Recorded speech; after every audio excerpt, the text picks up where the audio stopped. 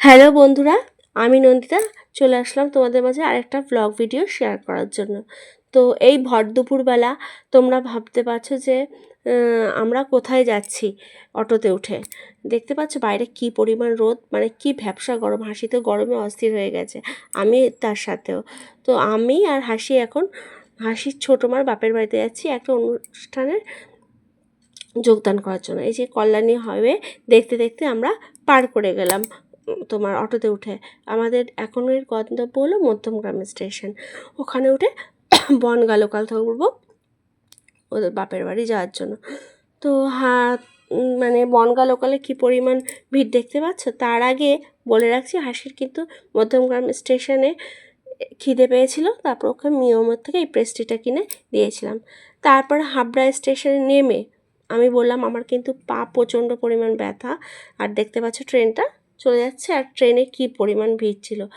ট্রেনের ঘড়িতে এখন বাজে তোমার 3:45, আর আমি প্ল্যাটফর্মে বসে পড়েছিলাম, এত পরিমাণ পা ব্যথা পড়ছিল কারণ আমি ট্রেনে একটাও জায়গা পাইনি। হাসি কিন্তু উঠে জায়গা পেয়ে গেছিলো অলরেডি। তারপর হাবড়া সেই বিখ্যাত কচুরির দোকানটাকে বাঁ পাশে রেখে আমরা সিঁড়িতে উঠতে লাগলাম। আর সিঁড়িতে উঠতে গিয়ে আমার আরও পা ব্যথা বেড়ে যাচ্ছিলো, মানে সিঁড়িতে ওঠা মানে তার চেয়ে নিচ দিয়ে যাওয়াই মানে ভালো ছিল। তো দেখতেই পাচ্ছ এইদিকে তোমার বনগাঁ আর ওইদিকে তোমার শিয়ালদা, এই দিকটাতে শিয়ালদা। এরপরে আমরা তোমার ব্রিজ ক্রস করে ওই দিকে যাব, কারণ ওইখান থেকে আমাদের আবার ভ্যানে উঠতে হবে। আর হাসি একেবারে ওর দিদিকে দেখার জন্য মানে ছুটছে, এবার তাড়াতাড়ি চলো তাড়াতাড়ি চলো, তোমার আর মানে টুকুস টুকুস করে হাঁটো, এরকম করে বলে আমাকেও এখন। তা এবার ভ্যানে উঠবো, ভ্যানে উঠে তোমার ওখানে একটা জায়গা আছে, সেই জায়গায় তোমার নামতে হবে, উঁচু আমতলা বলে। তা 3:45 তো সব স্কুল ছুটি হয়ে গেছিলো।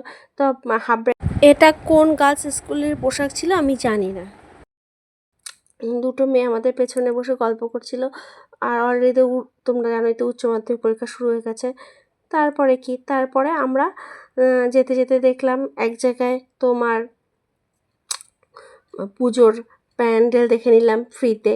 আর আর তো আসা হবে না, এই যে দেখতেই পাচ্ছ, দেখে নাও আমার ডান পাশে পড়বে প্যান্ডেলটা। এত সুন্দর প্যান্ডেলটা, আমার খুব ভালো লাগলো দেখতে, কালারটা খুব সুন্দর, তাই না? তারপরে চলে গেলাম আমাদের গন্তব্যের উদ্দেশ্যে, রওনা দিলাম ভ্যানে করেই। এই যে এটা হলো একটা বজরংবলীর মন্দির, এখন দেখানো যাবে না কারণ ভ্যান চলছে তো তাই। তারপর আমরা মেন রোডে উঠে পড়লাম, আর তারপরে হাসির ছোটো মার বাপের বাড়িতে নেমে পড়লাম। তো ভিডিওটা আমি এই পর্যন্তই রাখছি, এর পরের পার্টটা আবার নিয়ে চলে আসবো। তো কেমন লাগলো আমার এই ভিডিওটা অবশ্যই কমেন্ট করে জানিও। দেখা হবে তোমাদের সাথে নেক্সট ভিডিওতে।